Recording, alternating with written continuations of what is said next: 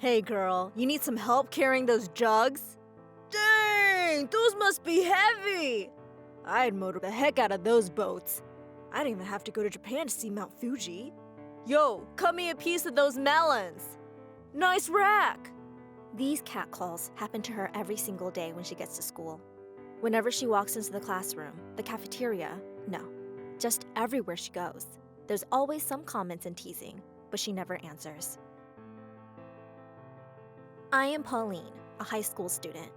I am happy with everything I have. My looks, my skin, my grades, and the status of my family. Everything except my chest. I have a really flat chest. Whatever I wear just doesn't look that good.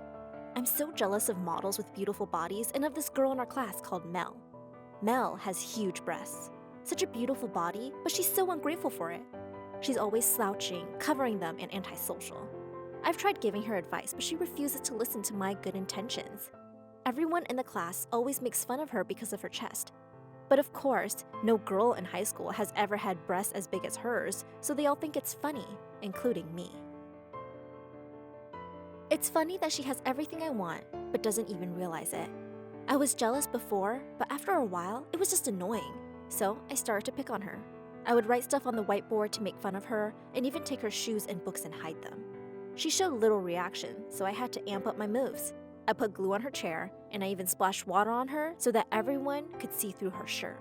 When I printed her picture and passed it around school, she couldn't take it anymore. She asked me to meet her on the balcony of the 3rd floor to talk. She begged me to stop picking on her, but seeing her pathetic face made me refuse. It's not my job to stop other people from picking on her. When I finished telling her that, she completely lost it and lunged towards me. We started fighting, pushing and pulling each other until we both fell off the balcony. I thought in that second that I was going to die. This stupid girl had killed me. When I woke up again in a room that I wasn't familiar with, I looked all over myself but found no wounds or cuts. But I noticed something different. How did my breasts get so big? It's not just my breasts, but my whole body wasn't the same. I looked in the mirror and saw Mel looking back at me.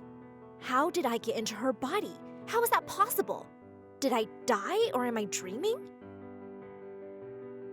I realized I was conscious when I could smell the food that Mel's mom had prepared. Mel's mom called me over to have breakfast. I tried to tell her that I was Pauline, a classmate of Mel that's in Mel's body, but not only did she not believe me, she became really worried. She thought Mel was too stressed to go to school, so she told me to take the day off. But I wasn't having it. I had to find out what happened to me and insisted on going to school anyway. I went to school and found my real self talking to my group of friends happily. That must be Mel in my body. Mel was blending in really well as me. I walked over to her and demanded that she give me my body back. Of course, no one believed me and accused me of making up stories to get attention. I was teased and picked on the same way I had done to Mel when I was in my own body. I couldn't take it anymore. I ran home and locked myself in my room for days. I thought I was going crazy. I looked in the mirror and saw Mel looking back at me, and it disgusted me. I grabbed a pair of scissors in the heat of the moment, thinking I would just remove this face and chest. But when I thought of my family, my mom and dad, I stopped myself from doing something stupid. I decided to go to my house to see my parents. I might find a reason or some kind of evidence to prove to them. They must believe me. When I got there, I climbed up the balcony to get to my room and saw Mel in my body just sitting there playing on my phone. I was so angry seeing her using my things as if they were her own.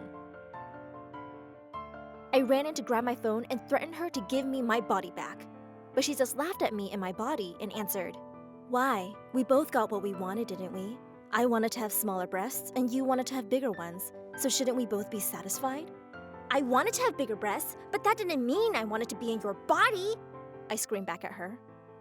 Then I lunged towards her to hurt her into giving me my body back.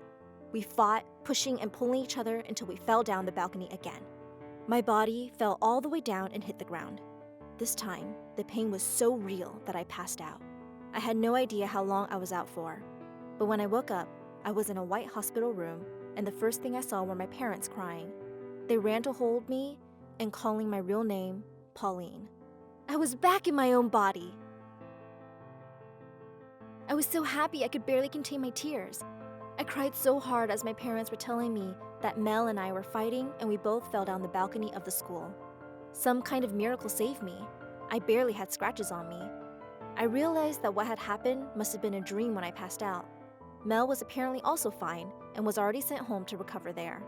After I had recovered, I went back to school to find out that Mel had left the school due to mental issues. She kept telling everyone that she was someone else and was at a high risk of harming herself. I was relieved that I didn't have to see her again. But after some time passed, one night I received a message from Mel that she wanted to meet me alone. I read it and thought it was nonsense because it was almost midnight, so how was I going to meet her? Even if it were the day, I had no reason to go meet her. Suddenly, I heard noises coming from the balcony. I was scared, but I opened the balcony door and was relieved to find no one there. I was probably just hearing things, but as I was turning back, something silver was thrown at me from the balcony. I ducked from shock, but it was close to touching me. The person on the balcony with the silver weapon was Mel. She laughed hysterically and screamed at me to give her her body back, as well as saying that she hated her big breasts. With another weapon in her hand, she moved closer and closer to me. I screamed so loud and closed my eyes and then woke up. I had fallen asleep while playing on my phone. There was no message from Mel at all. It was all a dream. I realized that I was probably feeling bad for what I did to her, which put her in the state she is in now. It made me feel so guilty I had a nightmare about it. The next day, I decided to go to Mel's house to confess everything to Mel's mom, hoping that they will forgive me, hoping that they will forgive her. Mel's mom listened to me without saying a single word and then left the room crying. I was alone in the room with Mel, so I apologized sincerely to her and hoped that she would forgive me for everything.